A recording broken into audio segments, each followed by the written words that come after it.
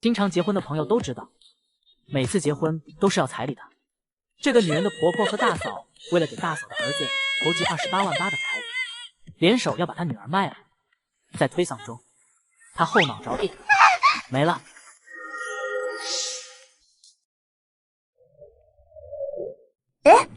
娘，大姐做饭偷偷扣下来的馍馍，你快吃到肚子里，别被阿奶和大伯娘发现了。一道怯弱的声音传来，瘦弱的手掌将一块烫手的馍馍递到他面前。眼前玩的古代装扮，水清愣住了。我这是穿书了。眼前的孩子明显长期营养不良，大大双眼盯着手上黑乎乎馍馍时，不自知地咽了口水。见娘迟迟不肯接过馍馍，他将手上的馍馍一股脑地塞到娘跟前，担忧地劝道：娘，你后脑勺流了好多血，得多吃些食物补补。水清看着手上黑乎乎的馒头，肚子咕噜噜的叫唤，他咽了咽口水，大大的咬了一口。这也太难吃了。和白面馒头看起来只是颜色上的差别，但里面掺杂的全是麦麸，一口咽下去硬邦邦的，这放在华国就是喂猪的呀。好吃吧？娘，你慢慢吃，别急。我有没听错，这叫好吃？二丫一边贴心的给水清轻柔拍着后背，一边劝道：大伯娘生了4个儿子，阿奶说他是咱们范家的大功臣，阿奶一向都是偏心大伯娘的，娘你怎么还看不明白？水清此时快速整理了一下脑子里关于原主的记忆。原主叫胡水清，夫君范进，是个读书人，目前为止连个秀才都还没考上，在城里做些抄书的活计。两人有2女3子，老大老二是女儿，没有大名，只是大丫二丫的叫着。老3范江，老4范和，老5范胡，分别是7到11岁。而原主的大嫂生了4子1女，儿子多，又在前面。原主自认矮人一头，低人一等，连带着2个女儿也被人呼来喝去。已经接受记忆完毕的水清心里酸酸的，即使要和大伯娘争吵，娘你也应该等爹爹回来或者我在的时候啊，那样的话我和爹爹也能挡在娘的面前，至少娘不会受伤。水清冷哼道：哼，女儿凭什么要被卖了用来给儿子娶媳妇？不管是堂哥堂弟还是自家亲弟弟娶媳妇，都不能是卖闺女换来的。既然我来了，以后我说了算。死丫头，又跑哪里去躲懒了？被我逮着了，当心晌午饭没吃的，跟他那个好吃懒做的娘一样，惯会偷奸耍滑，磕碰了下就安心躺着不做活，一家子吃白食的。大丫，晌午饭还没做好，再没做好你也别吃了。屋外传来一阵又一阵的叫骂声，气势十足。二丫瘦弱单薄的身躯瑟缩了下。嚷嚷声过后，是巴掌重重落在后背的声音，即使传到水清所在的屋子里，也格外清晰。不好！二丫麻利地拉开房门，冲了出去。院子里，大丫倒在地上，周边站了一圈冷漠看着的堂哥堂弟们。恶人还需恶人磨，让你们知道，我也不是啥好玩意。我女儿我来护，谁也别想欺负我女儿。水清走出昏暗的屋子，就见院子里跪在烈日灼灼下的2个瘦弱单薄的女儿，以及围绕一圈居高临下不依不饶的亲人。他环视一圈，没有看到原主的3个儿子，想来是还在外面干活没回来。见到他出来，范母耷拉着的眼皮抬起，对着小儿媳示威：老范家养你俩长这么大，给你们吃给你们穿，咋地？老范家的粮食就养出来你们2头吃里扒外的白眼狼。水清一听这话就烦，扫了眼纷纷围过来看热闹的村民，低着头，声音却丝毫不低地说道：吃里扒外，敢问婆母谁是里谁是外？若我这个外姓人是外人，那嫁进老范家的婆母不也是外姓人？大丫二丫才是范家人，算不上吃里扒外吧。范嫂子，我记得你能家姓黄啊，听村子上人喊了几十年范家的，就忘了自己的姓了。按你的说法，你儿媳妇是外人，那你不也是外人喽？如此说来，地上的大丫二丫才是真正的范家人。哎呦，这里呀外的，真不好分。晌午的日头毒辣得很，水清顺势将跪在地面上的2个女儿牵起，母女3人在大大的院子里紧紧地挨在一起。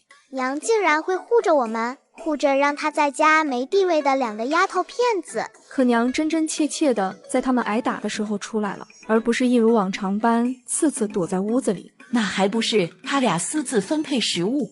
婆母，你看看你的2个孙女，10多岁了，瘦得跟地里的苞谷杆子似的，身上的衣裳几个堂哥穿过，补丁都落起补丁了，才轮到他们穿。这就是你口中的给他们吃给他们穿？我说句公道话，范大娘你这也忒偏心了些，又不是以前吃不饱的饥荒日子，不管食物好坏，总归要给孙女吃饱啊。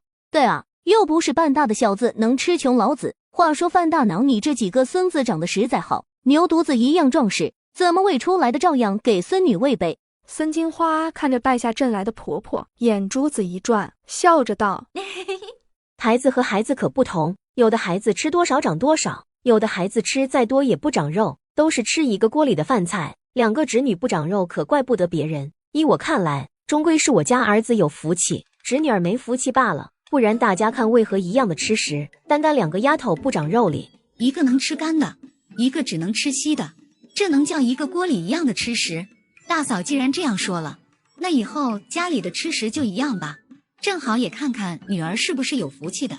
这弟媳妇跟个锯嘴的葫芦似的，3棍子打不出一个屁来。平时低着头含着胸唯唯诺诺只知道点头的主，如今竟然敢对我了。范母不乐意了，孙女以后是别人家的人，吃的多了那不是浪费粮食吗？那不行，女孩子家家的长胖了不好看，我做阿奶的要为他们以后说亲事着想不是？大伯娘说要卖了大姐给大柱哥娶媳妇，阿奶被卖了的人还能自己说亲事吗？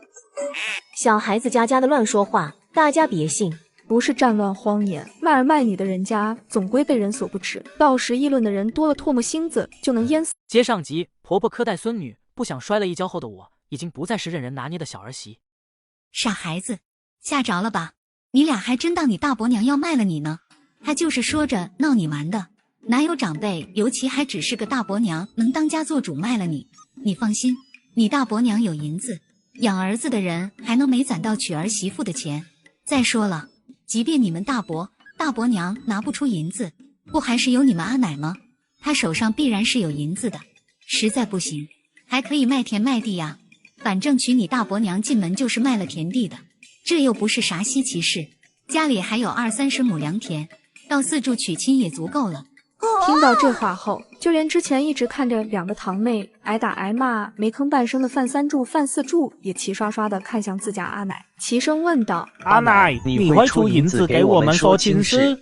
范母听到打起她仅剩的20-30亩良田主意，就一阵心疼。她嫁进范家后，家底丰厚，足有50-60亩良田，土地山林更是多，所以有家底送2个儿子去读书识字。只是老大认字跟要他命似的，每日只想着夺揽家里的50-60亩良田，再养育2个儿子长大。娶亲时卖了10几亩，之前当家的过世又卖了几亩，他是实在舍不得再卖了，才在大儿媳妇打大丫二丫主意时极力赞成。别听你们婶子瞎说。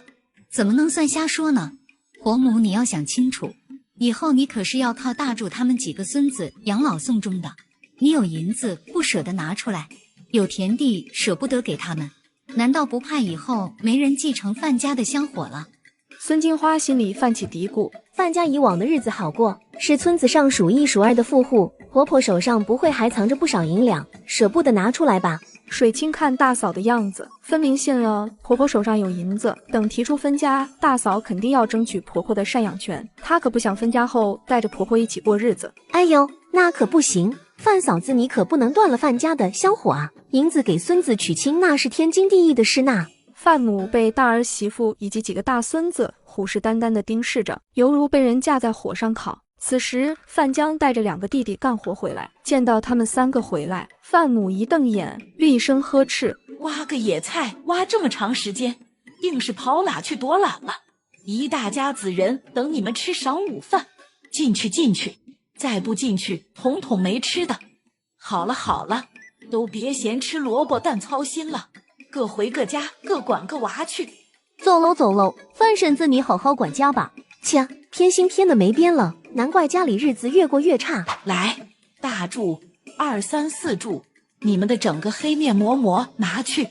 大江大河大湖，你们的半个黑面馍馍拿去。水清呢，你的半个黑面馍馍之前提前吃了，现在是没了的，你就别等了。大丫、二丫以及孙金花的小女儿招娣本来就没有黑面馍馍，只有糊糊吃。吃干净别剩饭，你们要知道食物有多金贵，能吃饱饭有多不容易。咱们家人口多，养活一大家子不容易，你们要知足，知道不？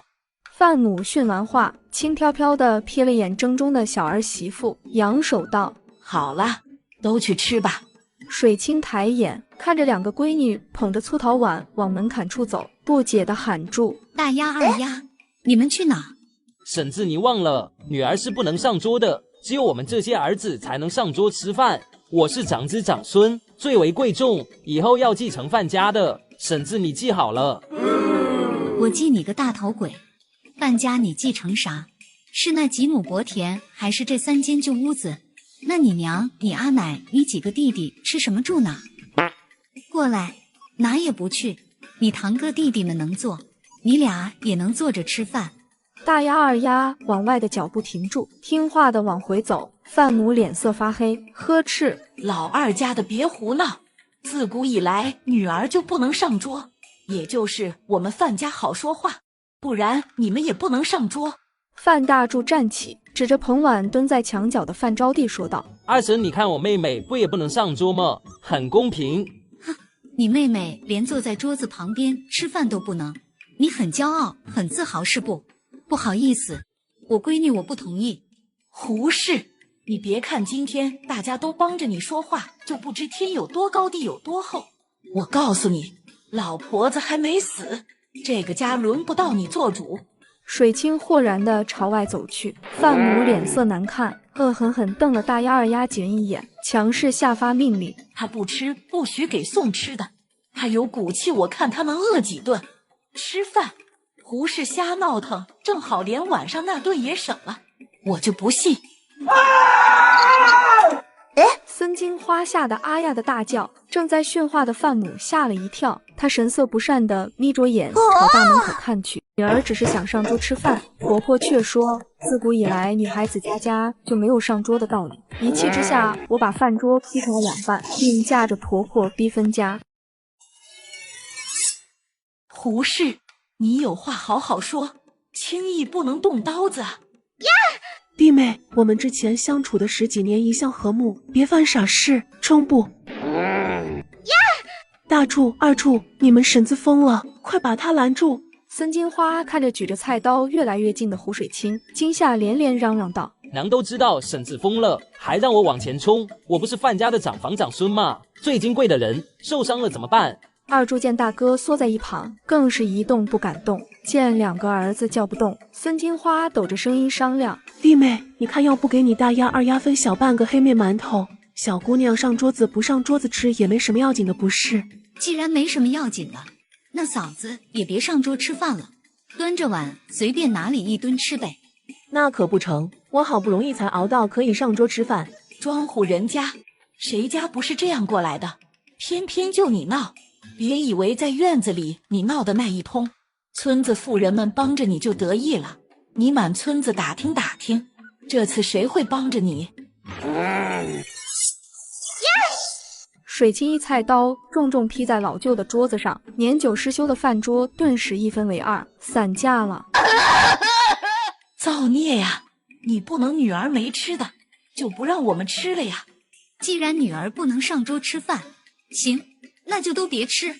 胡适，你敢掀婆婆的桌子，天底下哪有你这样恶毒的儿媳妇？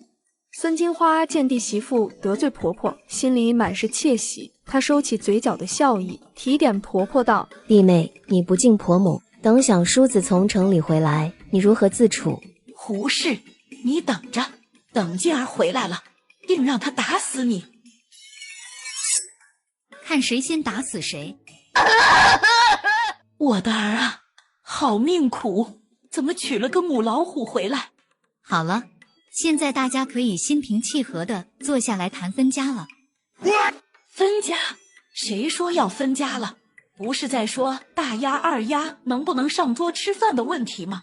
怎么跳到分家上去了？就是分家，你们不准大丫二丫上桌吃饭，只能分家了。等分了家，我家的女儿上桌吃饭，你们也管不着。听到分家，孙金花心里盘算开来，婆母手上有着不少银钱，若是此时分了家，婆母必然不愿跟小叔子一家，我就能捡漏。手上的银两全靠进儿抄书上交来的，若是把他们一家分出去，我以后手上还如何能有银钱？娘，把他们分出去，屋子、田地、粮食，统统都没他们的份。不过娘提醒你们一句，胡氏一家人分出去了，落在你们身上的活就多了，可不许再偷懒。怕什么？不是还有招娣吗？她7岁了，完全可以洗衣做饭。分家可以，但是说好了，只能分宫中的田产山林财物，各房私下的归各自所有，可不兴拿出来分。老大家的，你怎么能同意分家呢？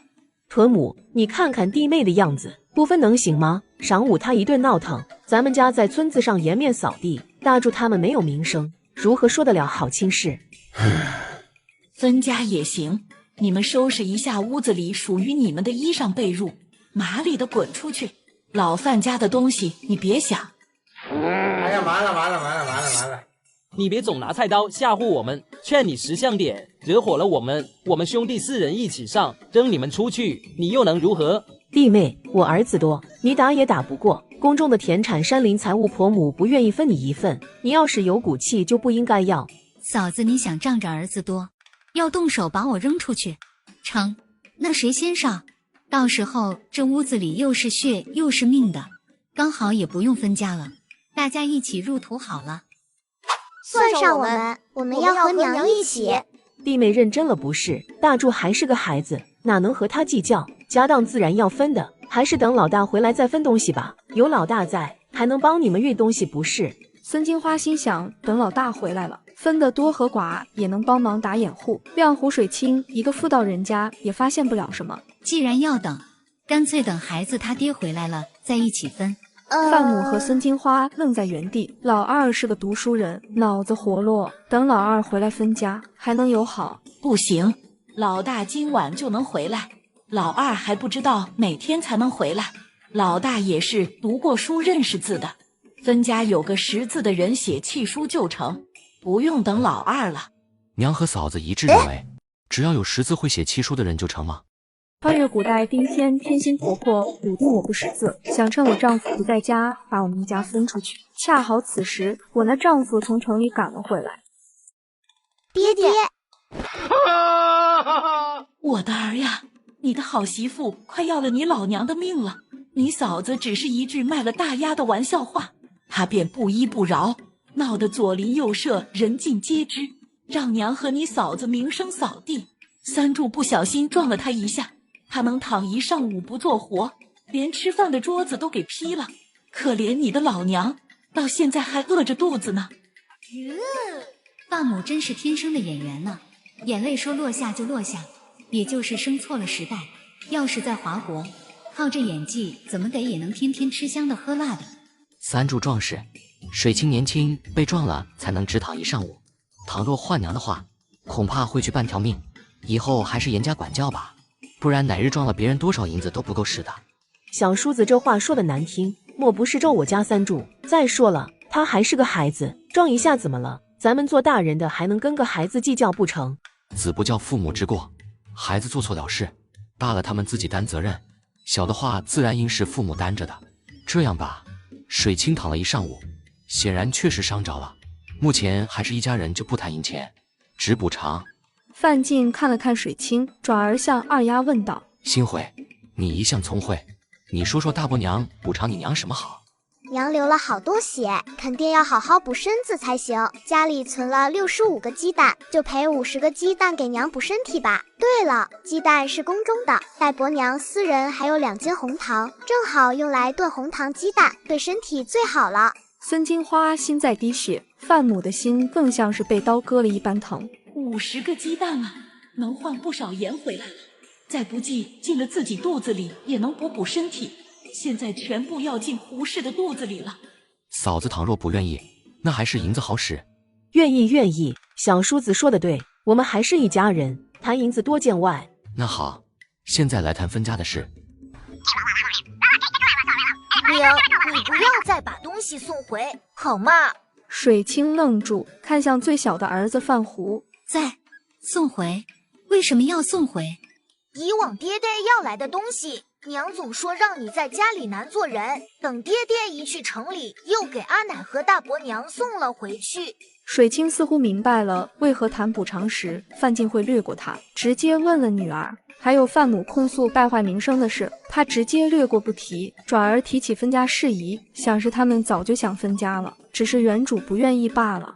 对了，你二姐怎么叫新回？娘，你忘了，阿奶说丫头片子不需要大名，但是爹爹说女儿也应当有大名，爹爹给大姐二姐都取了好听的名字，只不过阿奶大伯娘和娘你们都认为没必要，所以这名字只有爹爹会喊。那你知道你大姐的大名叫什么吗？大姐叫燕秋，确实很好听，以后娘也叫他们大名。娘你不知道，招娣妹妹好可怜，她特羡慕大姐二姐的名字里。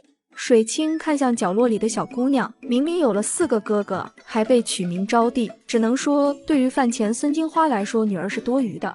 不行，不能按人数分，那样对婆母来说太不公平了。那以嫂子之见，大房算1份，2房算1份，婆母单独算1份。说起来，我们大房有8口人，你们2房只有7口人，还是你们占便宜了嘞。爹已经过世，只剩下娘了，给娘养老送终还是由我。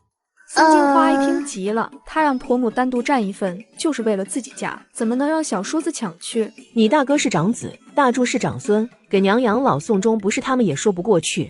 若是娘的那一份家产用完了，大哥嫂子又想将她送我这儿共同生活，我不会，当然不会。不管娘有无银钱，我们大房有无银钱，都会一直养着娘。小叔你放心，只要有我们一口吃的，就有阿奶一口吃的，不，就算我们自己不吃，也要给阿奶吃。阿奶没白疼你们，还是带孙子好啊，不像那2个白眼狼。真是被卖了，还在帮人数钱。良田27亩，一家9亩，旱地连着山头，按山头划分吧。嫂子你先选。孙金花摆手道：小叔子你先选吧。范进选定了3座连在一起的山头，孙金花、范大柱几人无意见的同意了。主要是那些山头上面不是竹林就是杂树，竹子只能编制竹制品，不值钱。现在分粮食，娘只要给够我们一家7口人，吃到下一季粮食收成即可。儿呀，你几个侄子正是能吃的时候，你莫要怪娘偏心，养你和你大哥卖了不少田地，如今家里的粮食只够吃稀的。要不是有你挣银子贴补家里，怕是稀的都没得吃。算了，既然分了家，以后就是各过各的日子，粮食我少要一些，只是以后我挣的银钱也无法贴补娘了。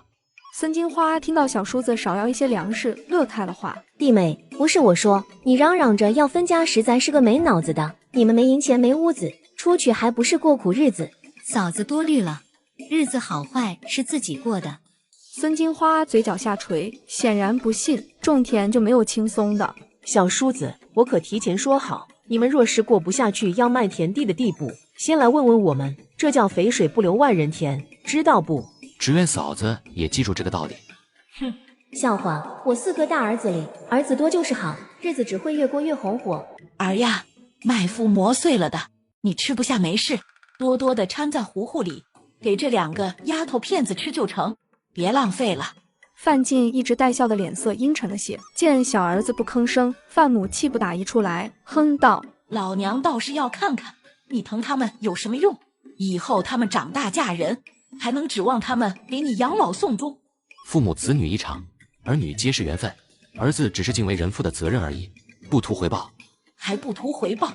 你这是不是示意我图回报了？怪不得28岁了还是个童生。你但凡知晓些人情世故、官场学问，以夫子说你的才学，怎会连个秀才都没有？你要是个秀才，我就是秀才娘，说出去得多风光。没用的东西。是儿子无用，娘，既然已经分家了，以后儿子的孩儿自有儿子和媳妇管教。好，就你这样惯着儿女，早晚得乞讨。以后你乞讨，记得别往我房前来。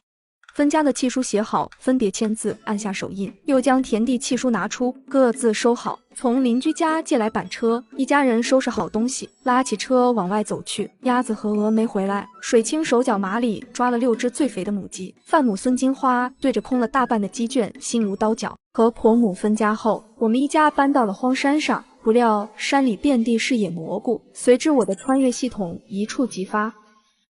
这块地不错。这块地土质坚硬，不适合开荒种植，所以一直荒废。后面的3座小山头，包含这片荒地，都是我们的了。吴小芝开心地欢呼起来，欣喜期待脱离阿奶大伯娘的日子。那边有一处山泉眼，我们在泉眼处盖个茅草屋，洗漱方便。等挣了银钱，再建一座砖瓦房。范进将想好的规划一一说出。水清挑眉：你早就想好了？我一直想搬出来住，有个属于自己的小家，远离村子里的是非以及娘和嫂子。范进抿了抿红润的唇，速度极快地将东西全部卸下车，随后拉着空板车对水清说道：东西搬好了，我先将板车还给李大叔。行，你去吧，我来把这些东西整理一下。燕秋、新慧，来帮你们娘整理杂物。江和胡，你们3人去割茅草，那东西割手又能让皮肤发痒，别让你们姐姐和娘做，等爹爹回来和你们一起割。5个孩子大声应了声好，纷纷做起事来。范进拉着板车去还车。娘，我先去垒个鸡窝，将鸡关进去，待会再去村子上相熟的小姐妹家要些菜种子。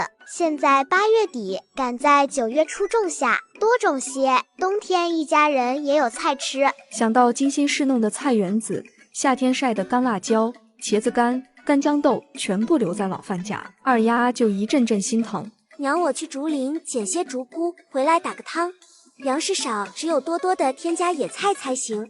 水清见2个女儿井井有条地安排生活事务，喜爱的不得了。听到大丫说要去采蘑菇，不放心地问：燕秋，有些蘑菇是有毒的，你认识不？娘，你放心，蘑菇我认得的。我去竹林只采群菇和竹菇，别的都不采。范燕秋小脸上扬起一抹灿烂的笑容，说完拿起一个竹篓往竹林小山丘跑去。星回，我来垒鸡窝，你去村子上看看有无多的菜种子。对了，带几个鸡蛋过去换。娘，搬石头累，你早上才受伤流了血，先歇息一会，鸡窝等会我来弄，来得及。那我先去挖灶洞，待会晚饭给你们做好吃的。听到有吃的，星回首先是高兴，随后想到家里的粮食，懂事的道：娘，你受了伤要补补，好吃的你只做你那一份就成，我和大姐的蘑菇汤里加麦麸也能吃饱。好孩子，以后一家人吃一样的饭菜，有好的就一起吃好的，差的就一起吃差的。星回看着他娘眼里的坚定，张了张嘴，最后还是化为一句：好，娘，你真好。傍晚，范进拿着2根丝瓜，带着瘦小的星回回来，2个人神色低落。怎么了？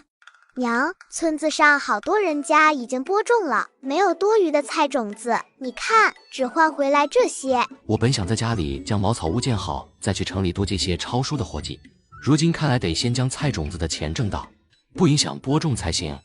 娘爹，看我采了好多蘑菇回来。检测到正宗纯正野生鸡葱菌1斤4两，竹荪2斤，是否出售？想不到穿越还真的自带系统呢。野生开散鸡葱菌167元1斤，共3两，50.1元；野生精品不开散鸡葱菌187元1斤，共1斤1两，205.7元；新鲜野生极品竹荪180元1斤，2斤360元。以上共计615.8元，是否出售？竹菇好多老的，要是早上去捡就好了。那时候全是没开散的，嫩嫩的更好吃。好在群菇正好，你看我挑着群菇捡的多。水清听燕秋这孩子话里的意思是还有很多，他急急地问道：燕秋，你说那边还有多少？娘，当然还有，满山都是，根本捡不完。娘要晒干做冬菜吗？太阳还没落山，我和大姐再去捡些蘑菇回来，只是要麻烦娘一个人做晚饭了。水清本来就想把他们全支走，好仔细研究下购物商城。没事，做饭不累。他扫了眼旁边长身玉立的夫君，笑靥如花的吩咐：“你跟着吧，还有姜和胡3个，一起带着吧。1斤蘑菇快200块钱了，漫山遍野的那是蘑菇吗？那是白花花的钱。那你一个人在家别干太多活，当心累着。”水清快速地打发了6人，方才在脑海中调出商城的画面，点了出售的按键，只见地上的姬聪君和竹孙消失不见，取而代之是叮的一声钱到账的愉悦提示音。有了钱，水清连忙购买了50斤大米，家里就1个煲汤的砂锅，根本没法炒菜。水清又去看铁锅，铁锅属于家居类用品，而想要购买家居类物品，需要额外缴纳1000元开通费。买东西还要额外缴纳开通费，简直是奸商啊！不过骂归骂，心里还是很感激的。水清又在食物类买了鸡蛋和面粉，没有铁锅，只能用石板多多的做烙饼吃了。满载而归的6人看到满满一锅蛋花汤和细面饼子，惊呆了。娘，这是晚饭吃的，真不是过年吗？不，过年也没有细面饼子吃啊！新家第1顿，当然要心气象。来，先去泉水池子洗干净手，人人有份。吴小芝深深吸了口气，脚步欢快地跑去洗手。娘对我们太好了，娘太舍得了。我刚数过鸡蛋，娘足足用了5个鸡蛋做蛋花汤。原来5个鸡蛋做蛋花汤有这么多呀！5个孩子热烈地讨论开，范进眉头微挑。孩子们没有接触过鸡蛋，但他却是知晓的，5个鸡蛋无论如何也做不出来一锅如此满当的蛋花汤。人齐了，开吃！吴小芝欢呼了声，迫不及待地咬口面饼子，又大大地喝口蛋花汤。好想以后每天都能吃上白面和鸡蛋啊！范和心满意足地说道：“想啥呢？吃上1顿就不错了，还能天天吃，那还不得吃穷了？”水清笑着许诺：“以后不光有鸡蛋吃，还能有肉。有鸡蛋还有肉，是肥肉吗？油润润的大肥肉。大柱哥之前用猪油拌饭吃，2、3、4柱也吃过，好香好香呀！我。”范和想说他也好想吃，但又默默地咽回去了。今晚的饭菜已经非常好了，他知道爹娘很辛苦，他不能太贪心，不知满足。行，明天你们爹爹去城里买肥肉回来，咱们熬猪油，不光能吃上猪油拌饭，还能吃上猪肉。有了商城，水清豪气地应道。几个孩子欢呼起来，只是要想不露馅的从商城里拿出食物，还是需要个人打掩护的。这个家除了经常去城里的范进，没有更适合的了。家里明明只有5个鸡蛋，7个人却每个人分得了2个。原来他有购物商城，只要将遍地的野蘑菇拿到商城卖，就有吃不完的粮食。老范家天黑前赶回家的范家老大端着碗向自家婆娘抱怨：“你说你办的什么事？”大丫分出去了，要做晚饭的孙金花本来就一股子火气，梗着脖子辩解：“咋地？3间青砖瓦房归咱们家，粮食才分出去5麻袋，其中1麻袋还是麦麸，银钱1文没给他们。我这事办的还不够漂亮？你满村子打听，有几家的妇人有我这般精明能干？养着老二一家，咱们也不亏，何苦把他们分出去？怎么不亏？老二是不怎么在家里吃饭，但是胡水清和5个崽子顿顿都在家里吃。但是胡水清和5个崽吃的少，家里家外的活也都是他们做，老二还能往家里拿银钱回来，你就说亏不亏？”孙金花有丝心虚，那还不是胡水清挑明了婆母手上有银子吗？范老大皱着的眉头舒展开来，低头凑近了，悄声询问：“你确定？不会有错的。你想想，原本范家的田地足足比现在多了1番有余，老二挣的银钱全部上娇娘手上，怎会没有？”你这是办得不错。得了肯定的孙金花眉开眼笑，得意夸口道：“你就看好了吧，等老二家的粮食一吃完，他们早晚要卖田卖地。”范老大想了想，接着道：“你们绕着老二一家人，碰见了别心软给食物，知道不？”爹，你放心，好不容易少了6张嘴吃饭，我才不可能给他们一口吃的。这糊糊里的蘑菇不错，明天还吃蘑菇糊糊。爹，竹山分给小叔了，而且蘑菇是大鸭和二鸭姐姐采的。只有竹山有吗？要是别的地方也有，你和你娘还有你阿奶明日一起去捡些回来。本来蹲着喝糊糊喝的火大的范母一听亲生大儿子给自己安排了活，当下不乐意了，他大声嚷嚷：凭啥凭啥？你老娘我将你们养大，吃了多少苦，受了多少累，你娶了媳妇，你的儿女都大了，不想着好好孝敬老娘，竟然还让老娘去捡蘑菇。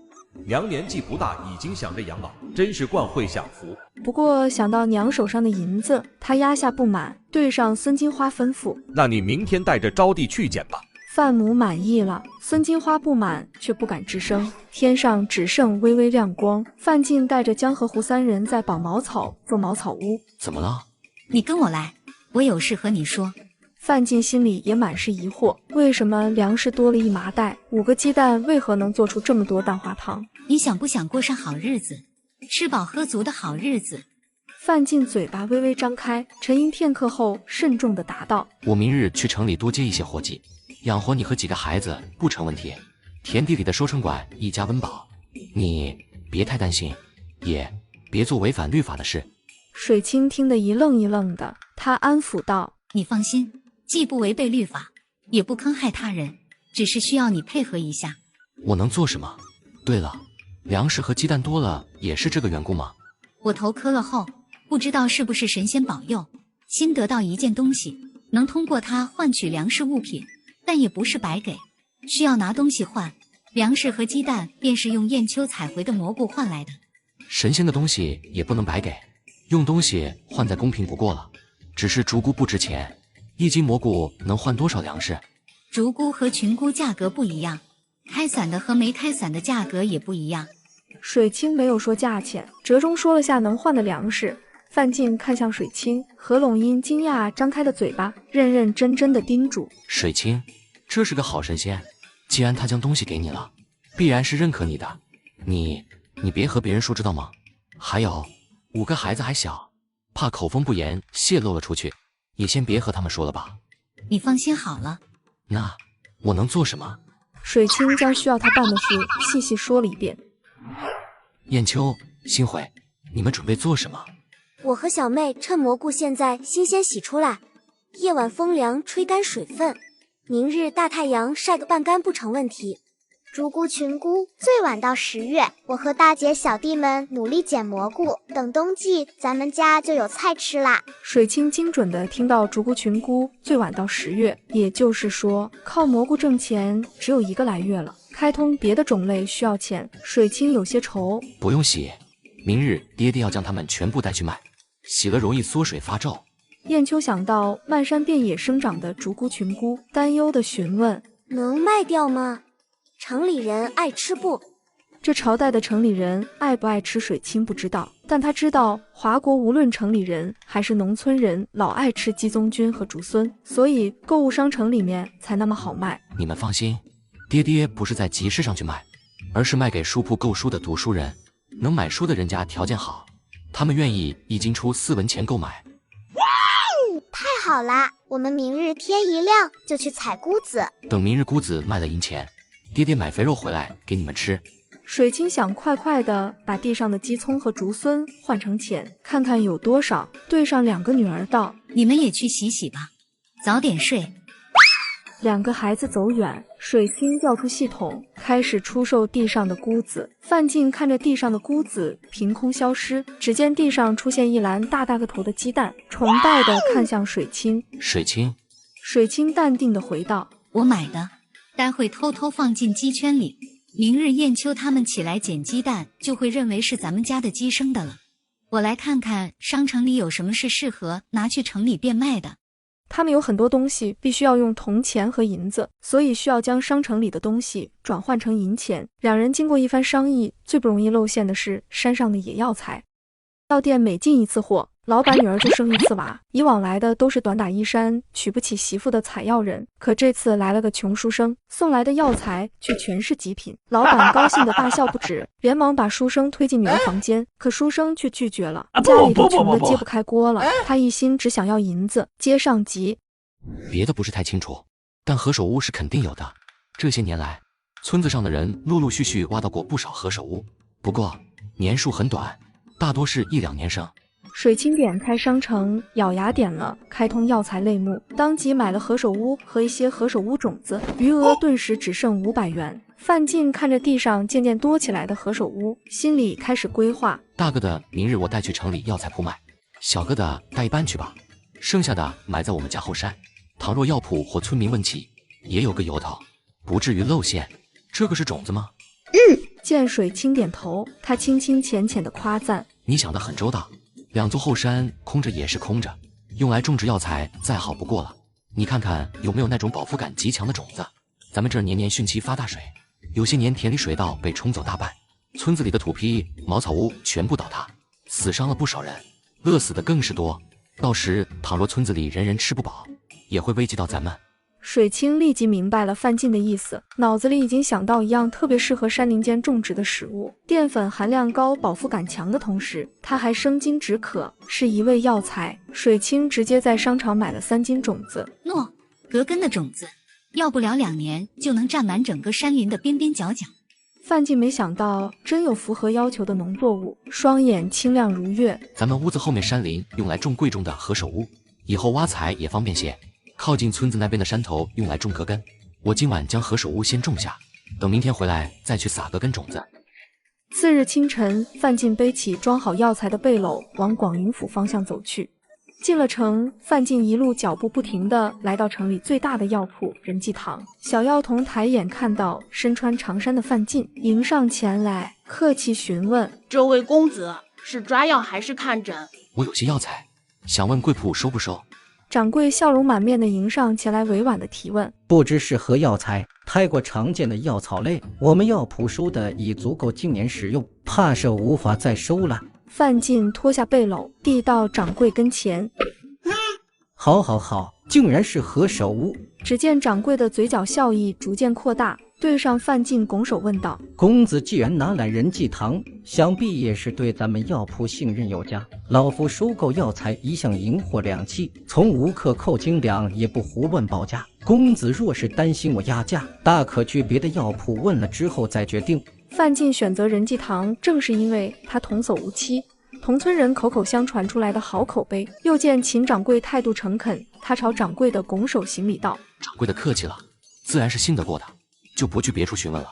秦掌柜心里欣喜，挥手示意小药童称重。小药童很快报出重量：品相加何首乌12斤，450文1斤，计5400文；年限短何首乌15斤，210文1斤，计3150文。范进听到小药童报出的斤数和昨晚水清购买的斤数一样，知晓仁济堂没有克扣斤两，但是价格比预想的足足翻了一番，惊讶的双眼圆睁。8两多银子，他抄半年书才能挣到这个数。收起银子，范进朝秦掌柜和小药童道谢后，方才出门。有了银钱，他开始在心中盘算，茅草屋可以盖上了，还有昨天答应了几个孩子买猪肉给他们做猪油拌饭，不能食言。范进足足买了2斤猪肉和一些家里缺的生活用品以及布匹。家里只有他穿上粗棉布，水清和5个孩子穿的麻布衣裳已经补丁落补丁了。天气渐渐转凉，他得买些布和棉花回去。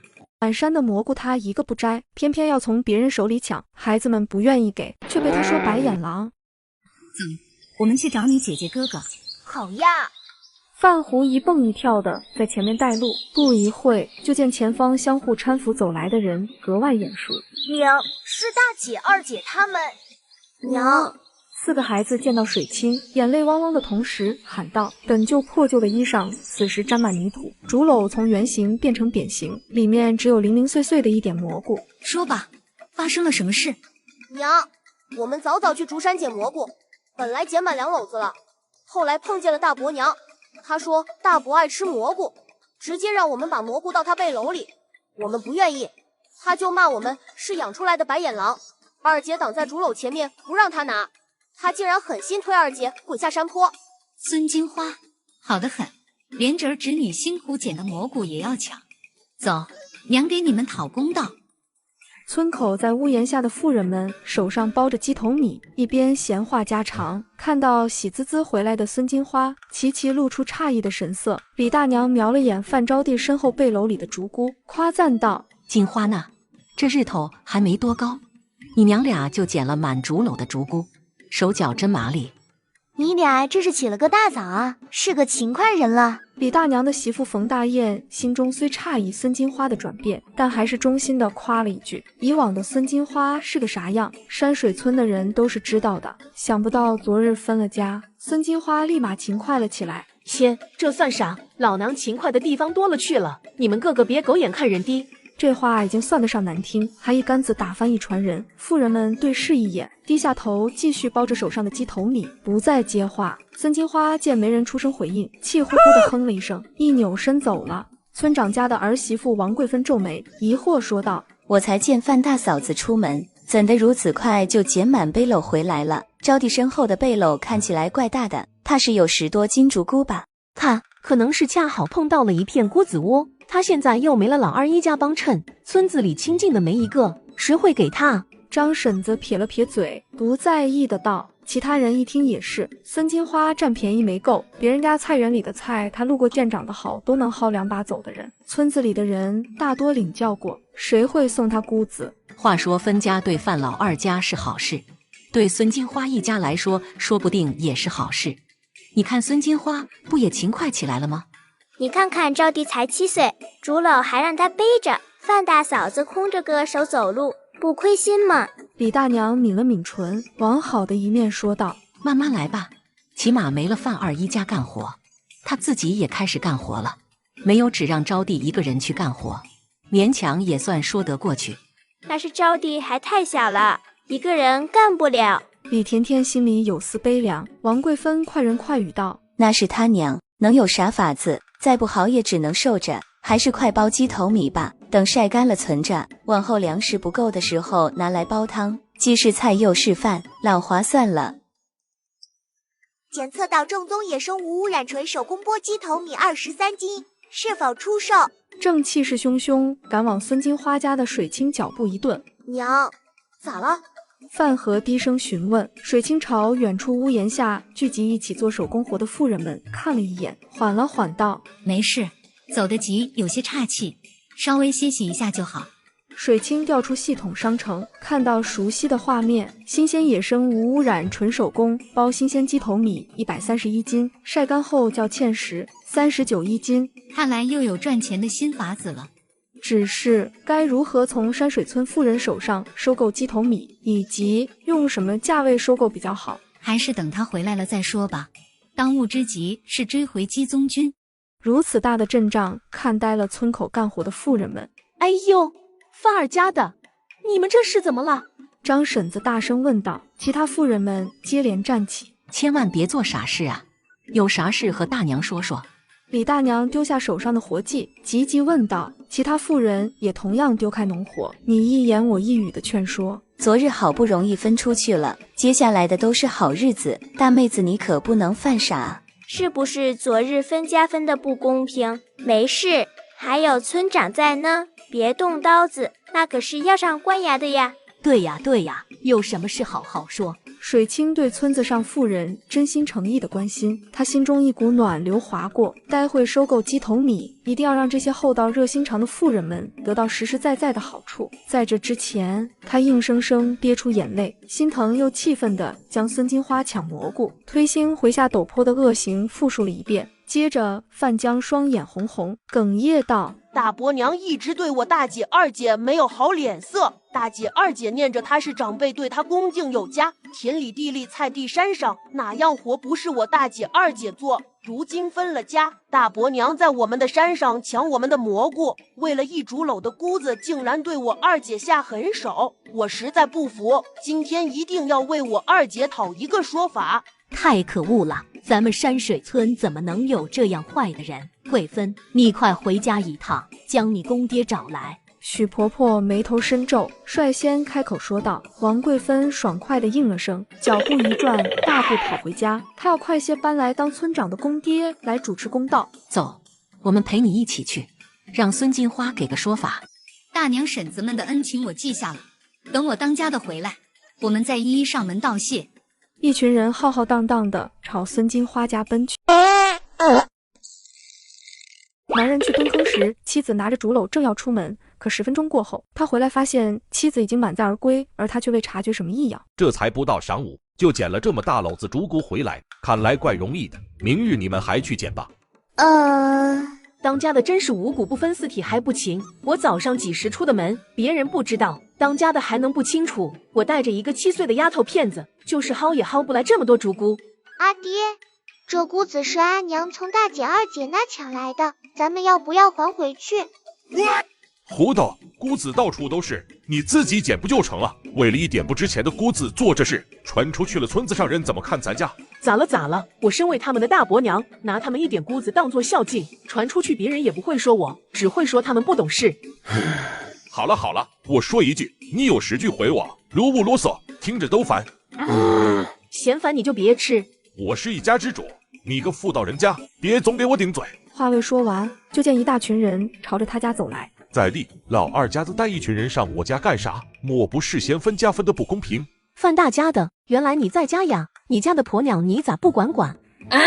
饭前一头雾水，孙金花嘲讽道：哟，张婶子，你自家饭都快吃不上了，还有闲心管别人家的事？有这空闲多去包些鸡头米当粮食，起码青黄不接的时候也能填饱肚子。金花，张婶子这几年没白天黑夜的干活，起码没让6个孩子饿死，也没卖孩子，养大几个孩子已是非常不容易。你夫家好，但你之前还打大丫二丫主意，你说说，你做的是人做的事吗？张婶子家穷又不是她造成的，家里摊上个好赌的男人，你让他怎么办？你这嘴太恶毒了，怎么净往人家伤口上撒盐？不光嘴恶毒，手也毒。各位大娘婶子前来是有何事？他为了一点菇子就推我二姐下山，我二姐身上全是伤，这是想要我二姐的命。今日开始，她就不是我大伯娘，我砍了她后，官衙抓我杀我，我也都认了。不就是推了一下二丫吗？以往推的次数多了去了，今日只怪二丫站的位子不好，有必要说的那么严重吗？江儿，别做傻事啊，看看你大伯怎么说。大伯和大伯娘才是一家人，肯定会护着大伯娘。大伯必定会说大伯娘是无心之失，让我们小孩子家的不要计较。大伯是不是认为二姐只是跌下山受了伤，但是大伯娘却丢了名声，他们还吃亏了？崩溃了，我真的崩溃了！这臭小子把我要说的话都说了，让我说什么？别怕，村长快来了，哪怕不送官府，也要按村规处置。饭前听到村长要来，转身恶狠狠地瞪视着孙金花质问：你推二丫下山就为了抢菇子？什么叫推他下山抢菇子？明明是他连点菇子都舍不得孝敬我，我才推了一下他。好，你到现在还没认为自己有错，待会村长来了，看你怎么办。孙金花顿时急了，对上二丫不甘不愿道：二丫，大伯娘刚才做的不对，大不了这些菇子你拿回去。大伯娘刚才还把里面的杂草青苔挑了出来，也给你们省了摘菜的力气。菇子本来就是我们的，我二姐受了伤流了血，我也要你流血赔我二姐。金花，你这是承认错误吗？你没诚意的话，我可不拦着范家小子了呀。孙金花没想到他都道歉了，也愿意还回菇子，竟然还不行。他沉声道：这样吧，菇子还你们，二丫受了伤需要补，就10个鸡蛋，以后也不许再就此事闹腾。金花，10个鸡蛋你也好意思说出口？这样好，以后谁要是把你推下山，别慌，10个鸡蛋就行。既然10个鸡蛋就成，正好我有鸡蛋，来，你们一家去早上二丫站的地方，我推一个给10个鸡蛋。凭什么？弟妹你别得寸进尺。就凭你们推了星回，我的要求合情合理。老头子，我也觉得合情合理。说话间，拄着木头拐杖的老村长一步一步走了过来。范老大，你范家日子一向好过，昨日才分了家，今日咋的就去抢老二家的东西？孙金花想张口说话，被老村长扫视了一眼。你是想被押送去官府，还是按村规处置，把你赶回孙家，再也不是山水村的村民？孙金花一想到娘家，她娘时常对她又打又骂，黑面嬷嬷想都别想。野菜糊糊也是最希腊的那份，半夜饿醒的日子，她可不想再过了。她在范家吃的最好，做的活最少，她不能回去。既然不想，那我来说，你们听着：一是还回姑子，二是孙金花抢夺二房财物，赔二房大米1袋，以后田地山林，二房没有同意，你们大房的人不可前去采摘任何东西。最后孙金花伤人在先，二丫受伤是事实，你们赔银子让她看大夫开药。范母在屋子里听到又是赔米又是赔钱的，急急地冲了出去。银子？什么银子？我们家没有银子赔。好，既然没有银子赔，那就拿院子里的6只鸡给二丫补补身体。看你们以后还敢不敢欺压二房？分家就是2家了，动手抢东西的人，咱们山水村可容不下。村民们你一言我一语的表态，要是不服村长说的话，就让他们去见官或者按村规处置。范大柱4人也待不住了，冲了出来，哀求着爹和阿奶。爹，你别让阿娘被村规处置，她要是回了孙家，外祖母肯定要打死阿娘的。阿奶，你就说了吧，看在阿娘给你生了4个大孙子的份上。是啊，阿奶，难道我们4个孙子还比不上1袋大米和几只鸡吗？要是没了阿娘，爹一定会再娶，有后娘就有后爹，这些东西还不知道是谁的。范母无奈妥协道：吃老婆子的东西也不怕折寿。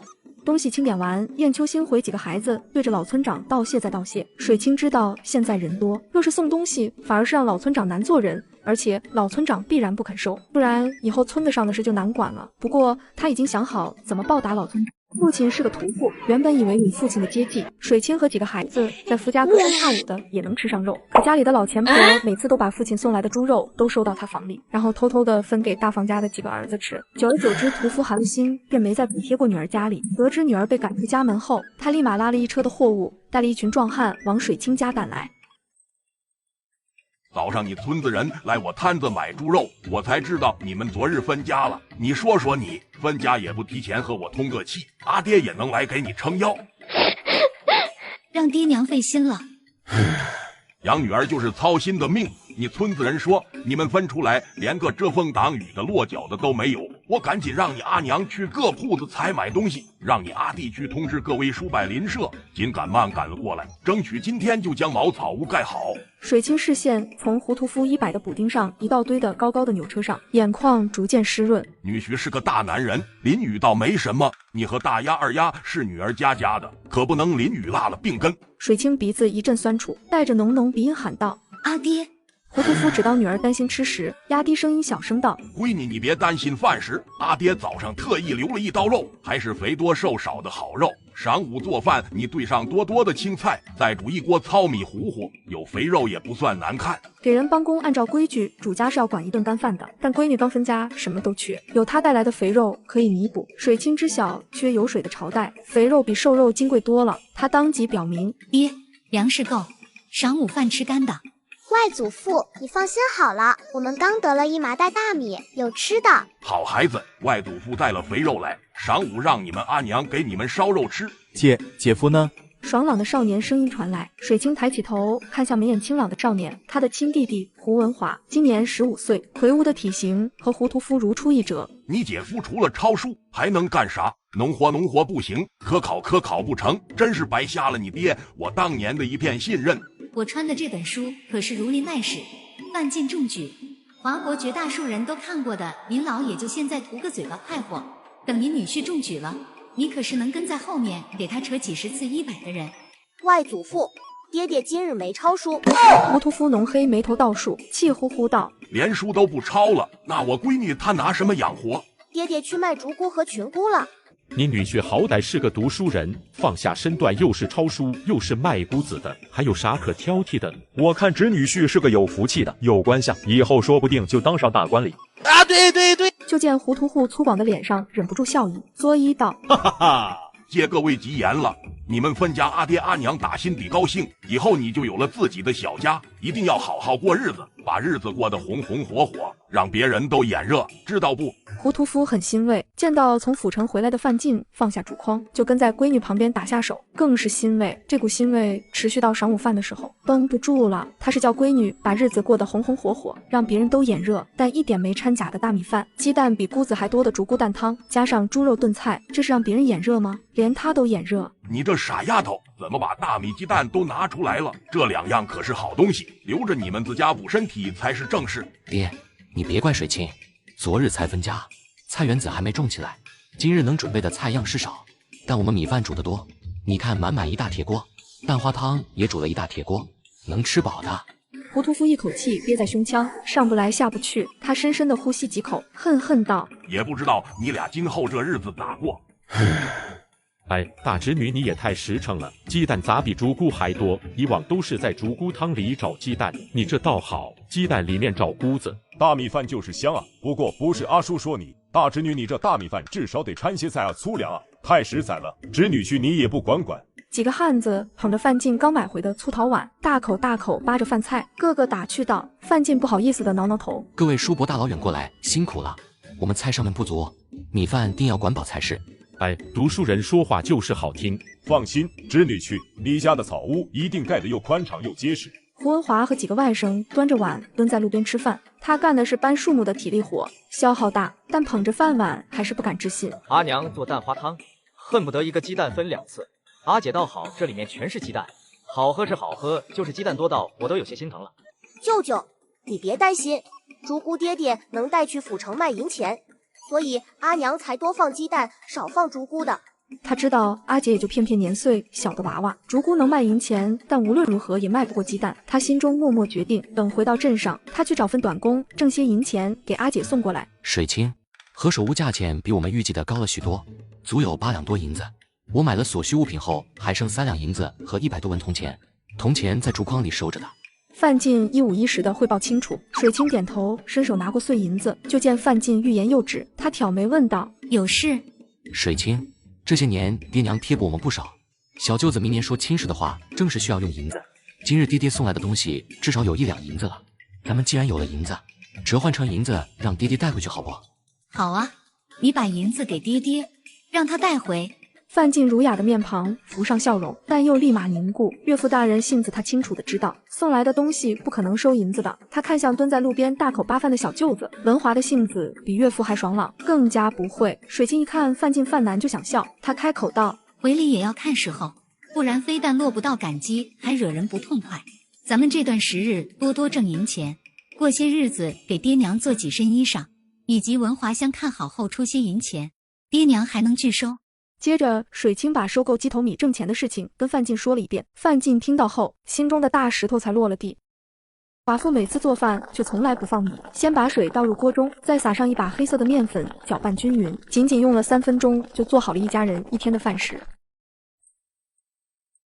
低矮的篱笆围墙里，鸡鸭鹅杂乱地叫嚷着，一个14、15岁的小姑娘正蹲着剁喂鸡鸭的野菜。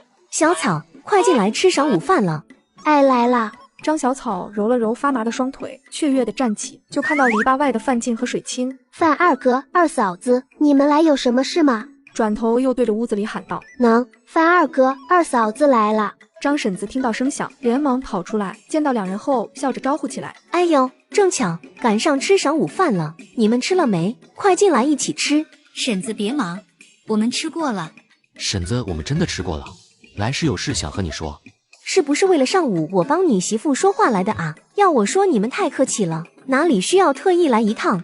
范进先是诚恳地道了谢，方才说出来意。我一个有钱人家的同窗家中开有酒楼，需要收大量的鸡头米做甜水和糕点，而他府上田地粮食多，想着优先用粮食换，若是同意就换。范进是个读书人，他虽然连个秀才都没考上，但读书接触的人群不同，层次不同，他们也不需要去攀附别人，只需要借用一下同窗这个名头就成。哇哦，你说什么？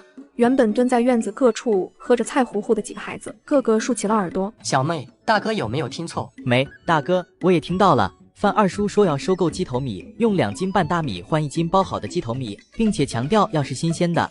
新鲜的那是有水分的2-3斤新鲜的才能得1斤晒干的吧？可范二叔却要用2斤半大米换1斤新鲜的。你说的是2斤半的大米换1斤鸡头米？我没听错，那可是2斤半的大米啊！1斤大米9文钱，2斤半20多文了。河流水塘中到处都有的东西，能值20多文？没听错，实话和你说了，人家开酒楼，一道汤水或糕点几十上百文，还是寻常价格。我相公听到他提及用大米换，就想到我们村子了。他知晓早上你帮了我，所以我们就先紧着你家问问，看你愿不愿意。愿意，怎么可能不愿意呢？好，那我问下，你家一天能供应多少斤？张婶子张口想报个数字，目光看到院子里几个孩子，院子里的金银铜铁木牛坐不住了。张铜牛先开口道：娘，我和大哥二哥不去上山砍柴卖了，我们去捞金米果，你和弟弟妹妹在家包，全天都用来包鸡头米。他们家地少收成少，对不要钱的食物最为积极，村子上包鸡头米最快的就是他们家了。家里当然要全力以赴弄这个，若是弄得好，明年青黄不接时节，也许不用挨饿。村子里包鸡头米最熟练的就是我，一天能包5-6斤米，加上几个孩子，一天至少能有20斤。他报完也被这个数吓了一跳，20斤的鸡头米，那就是50斤的大米，换成黑面足足有100多斤。老二媳妇，20斤会不会太多了？少些我们也是行的。不会，我相公同窗说了，多多益善，越多越好。张婶子，你们放心的包，有多少要多少。张婶子露出放松的笑，指到竹匾里沥水准备晾晒的鸡头米，对女儿吩咐：快把这些收起来，给你二叔二婶带回去尝个鲜。范进水清拒绝，并叮嘱包好的鸡头米先泡在水里，天黑前一起送来就成。明日带范进送进府城，将粮食运回来，再一一发放。张婶子一家自然无意见，千恩万谢的送两人离开。老大，你说这是不是老天开眼了？他自认没有作恶多端，却有个好赌的相公，每天过着吃了上顿操心下顿的日子，从未想过有一天水塘里到处有的鸡米果子也能换成粮食。阿娘，是范二叔能干，水清嫂子知恩图报。是，要不是范二哥认识富人家的公子哥，要不是你水清嫂子想到咱家，这样的好事也落不到咱家。以往村里人就连你们范大娘总说范家小儿子不成器，读书不成，白白浪费钱财。今日看来读书识字还是好，就连找的活计都是以往不敢想的。对，范二叔打眼看就和咱们不同，读书的人脑子活络，比吃庄稼饭舒坦多了。我咋感觉水清嫂子也不同了呢？我也觉得和以往不同了，人还是那个人，但就是感觉变了一个样似的，好像变好看了，一看就能让人信任他的那种。看你们懂啥？这是分家了，腰杆挺直了，打眼一看当然就好看多了，能当家做主，一个唾沫一个钉，说话办事就是能让人信任。6个孩子听着，总觉得好像不是阿娘说的那样，但好像又是阿娘说的这样。好了，快去摘鸡米果，今天天黑前要送到你们范二叔家去，这么好的活计可不能弄丢了。等结束了，粮食挣得多，娘给你们摊黑面菜饼子吃。怪不得你要先去张婶子家。张婶子穷归穷，为人却极好，她教出的6个孩子也是如此，个个勤劳肯干。水清听明白范进话语中的意思，这是值得帮助的一家人。水清和范进从张婶子家出来后，又去了村长家，接着是李大娘家，再然后将上午帮过他的人家都去了一遍后，就不用再去了，因为明日发了大米后，其他人家主动会将鸡头米送来问他们要不要。现代能卖上100元1斤的鸡头米，而他在古代只需拿出2斤半的大米，就能从村民们手里收购1斤。村民们不仅觉得很划算，还动员全家上下老小纷纷下水采摘。一座簇新的茅草屋坐落在高地上，吃完晚饭的糊涂户一抹嘴巴，招呼道：好了，闺女你媳，茅草屋已建好，趁天还早，我们要赶紧回了。从山水村到牛头镇小城快也要小半个时辰，他们得抓紧时间回家，不然天黑赶夜路不方便。水清和范进一路送到村子路口，返回的路上恰巧碰到张婶子等人过来送鸡头米。哎呦，范二家媳妇，各位大娘婶子嫂子，大家叫我水清即可。水清，你看我这鸡头米，按照你说的边包边放在水里，来之前才捞出来，可水灵了，一点没干，行不？张婶子说完，心里也没底，别家的都怕泡水压秤，这府城里的富家公子哥不会说我们心肠黑吧？水清伸手捏了捏，很是满意。行，贵芬嫂子，你带秤了没？秤也是难得的稀罕物，整个村子只有村长家有。王贵芬立即说道：带了，哪能不带这个啊？好，那我们一起去我那，称了重量，连带晌午的一起记下来，明日按照记下的数发大米， 10多个妇人比刚才几个汉子还热闹，你挽着我，我挽着你，拎着竹篓，有说有笑的往村子边缘的高地上走去。老范家，范母惊奇地望向热热闹闹的一大群妇人，皱着眉头道：奇了怪了，村子里最近有喜事吗？孙金花撇了撇嘴，能有啥喜事？村子上总共30-40户人家，房前屋后的有个啥事还能不知道？以往屋子里除了她，还有胡水清这个儿媳妇。婆母总是使唤胡水清干活，如今老二一家分了出去，婆母一点不分担家务，还可劲的使唤她。才分家2天，她就恨不得将这个老东西分出去。说你蠢，就是不聪明，你不会去打听打听？谁想知道谁去，反正我不去。见叫不动大儿媳妇，范母胸膛起伏。反了！刚准备破口大骂的范母，听到回来的金孙嚷嚷道：阿奶阿娘，咱们村出了稀奇事。什么稀奇事？你们绝对猜不到。二柱快说说，是什么事？是二叔家的事。阿奶，你们绝对想不到，二叔用2斤半的大米和村子上的人换1斤鸡头米，你们说好笑不好笑？疯了！范母脸色一沉，恶狠狠道：不行，我要去找他们，拢共那么一点粮食，败光了，还不是要回咱家打秋风？孙金花眼珠子一转，连忙拉住范母劝道：莲，既然分家了，你去说有什么用？随他们吧。败光了好啊，败光了就要卖田地，到时挑唆着婆母拿银子出来压价买，老二家的9亩良田又回咱们手上了。我是老二的娘，怎么没用了？阿奶，没用的，二叔家现在是2婶当家，我听说有10几户人家嘞，你说二叔家的大米还能有剩下的吗？范母气得心口疼，不行，我一定要想办法让村子里人不和老二家的话，让健儿知道，紧要关头还是要靠我这个当娘的。张婶子13斤，加上中午的4斤，一共17斤，对吧？对的，是这个数，17斤呐，明天就可以换成大米了。李大娘8斤，中午的2斤，一共10斤，对吧？对的。许婆婆家6斤，上午1斤，一共7斤。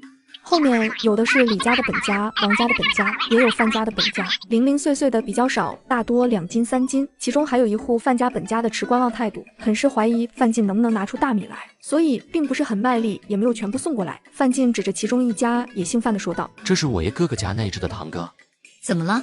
范进黑沉沉的双眼直直望着水清，嘴角勾起笑意。他家中午拿出来的是5斤，一下午时间反而只得了1斤，你说奇怪不奇怪？你是说你这个堂哥对我们不信任？我这个堂哥为人做事极为精明，精明到有些过头的那种。他家人口也不少，上午能包出5斤的鸡头米，没道理下午只有1斤。据我对他的了解，他很可能想自己去府城寻找门路，绕过我们直接做这笔生意。那随他呗，外面那么多挣钱的生意不想着去做，去挖墙脚抢客源，自家人刚做点小生意心思就动了，真是能干的聪明人。那我们是装作不知还是不收他的了？水清思考了下，说道：他今日只是送来的少，贸然不收他的说不过去，等他闹吧，顺带把人群中不稳的全部带出来，到时一起不收。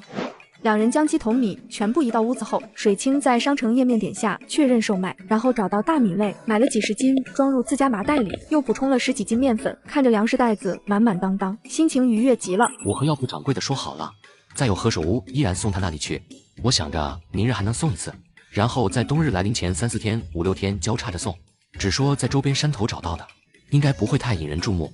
对了，你怎么还买了布匹？你和孩子们的衣裳补丁太多了，如今有了钱财，做2身新衣裳，等天冷的时候正好能穿上。好，你决定就行。水清完全放权，一抬眼看到四面茅草，急急往他最关心的事情上询问。盖个4合院得多少银子？4合院？是啊，你看咱们5个儿女，燕秋兴回大了，1人1间屋子，江河湖3个小的时候可以1间屋子，大了总归还是要3间，加上你我，单家里人最少6间屋子，还有阿爹阿娘。文华要是同时过来，倒是可以和江河湖3个娃娃挤挤，但终归不方便，还不如多挣些银子，盖个4合院，各有属于自己的房间。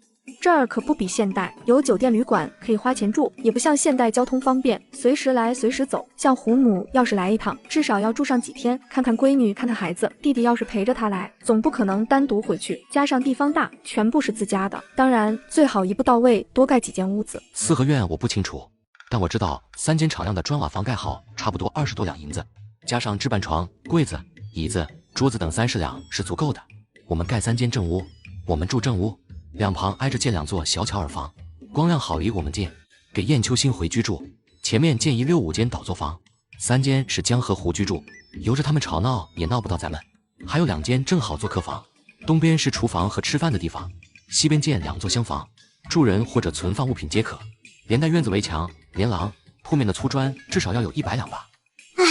看小说时，里面主角随随便便掏出来1张银票就是上千两上万两，怎么临到我时，100两已是天文数字。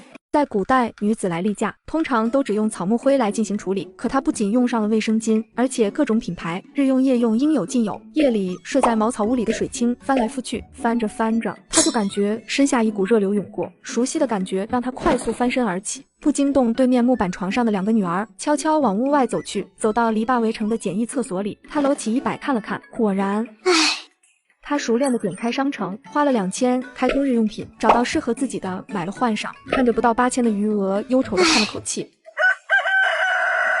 第2天一大早，嘈杂的声音将他轰醒，起床气的水清黑沉着一张脸走出房门，要看看是谁一大早在屋子外面嚎丧。阿奶，你别哭嚎了，阿娘昨晚翻来翻去没睡好，你让她多睡会儿。燕秋皱起小眉头，耐心地劝说。范母一拍大腿，哭得更欢。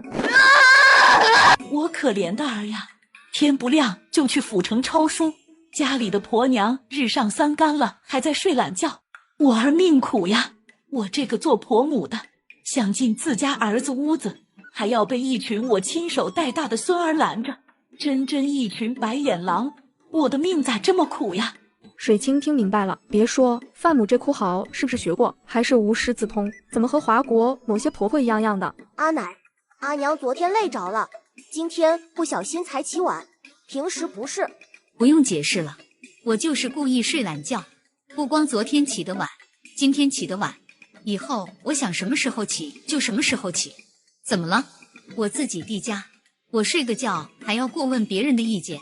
水清出声打断儿子的解释，直截了当地说。范母没想到老二媳妇丝毫不顾脸面直白的反驳，气得语塞，好一会手指指向水清骂道：你别以为昨天你娘家来人给你盖了个茅草屋就了不起了，一个不值钱的茅草屋，你有什么好嘚瑟的？哼，既然茅草屋不值钱，那婆母你给我再盖一个。弟妹，既然分家了，你怎么好意思让婆母再给你盖屋子？是吗？原来分家了呀。孙金花脸黑了黑，范母脸色更是黑。我儿子我管得着，至于你出嫁从夫，你就该听我儿子的，这是老范家，不是你胡家，想在范家作威作福，欺压到我儿子头上，看我怎么收拾你。婆母怎么说话只说一半呢？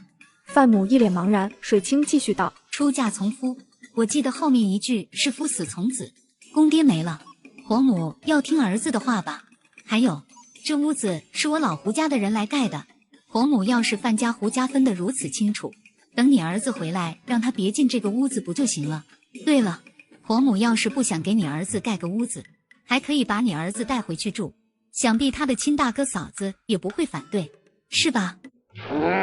范母气得浑身发抖。老二一家分出来后，他们一家的房间立即给了金孙，要是让孙子让出来，还不得恨死他这个做阿奶的呀。孙金花生怕好不容易撵出去的人又回来了，急忙表态：弟妹别瞎说，哪能让弟妹夫妇分开理？那我们成什么人了？好了，家里粮食不多，就不留婆母和嫂子吃饭了。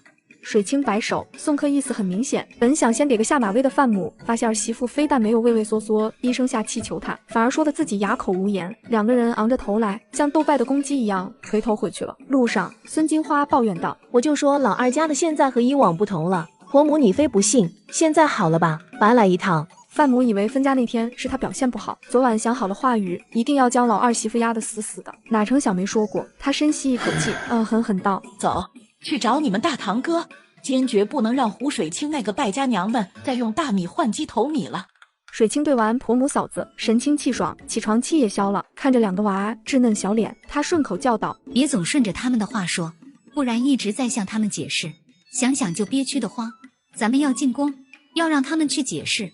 两个孩子听得一愣一愣的，同时仿佛也通透了。水清被吵醒，也没法继续睡个回笼觉，准备去挖一片菜地出来，转身进屋子拿锄头钱问道：新回和那两个小的呢？我和大姐负责从山上背土回来整菜地，二姐、大哥和弟弟在菜地那将土铺平。我们俩在山坡上看到阿奶和大伯娘来了，怕他们欺负阿娘你，赶紧跑了过来。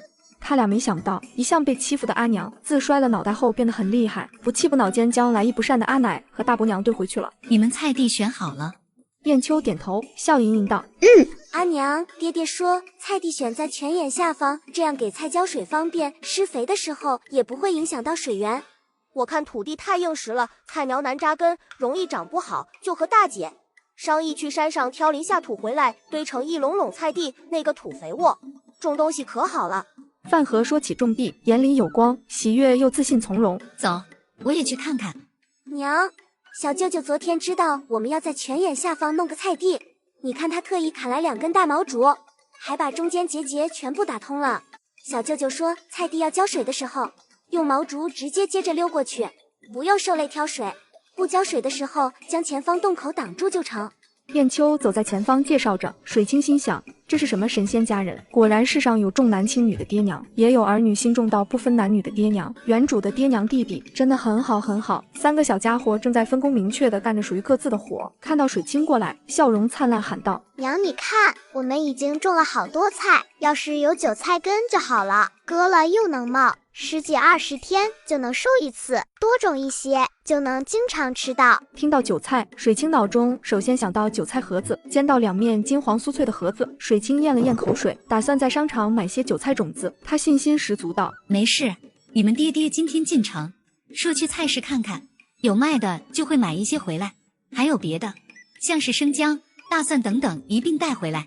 反正不管菜市有没有，范进都能带回来。听到菜种多了不少，几个孩子高兴地欢呼起来。冬天来临也不怕了，他们有菜吃了，家里人多，需要的蔬菜自然也多。水清脑子盘算着，广宁府属于南方，9月完全可以种土豆，大概11月能收成。它产量大，耐存放，可当菜又能当主食，简直好到没话说。水清决定了，土豆要种。水清嫂子，不好了，出事了！远处传来急切的喊声，他朝茅草屋方向望去，来的人是张。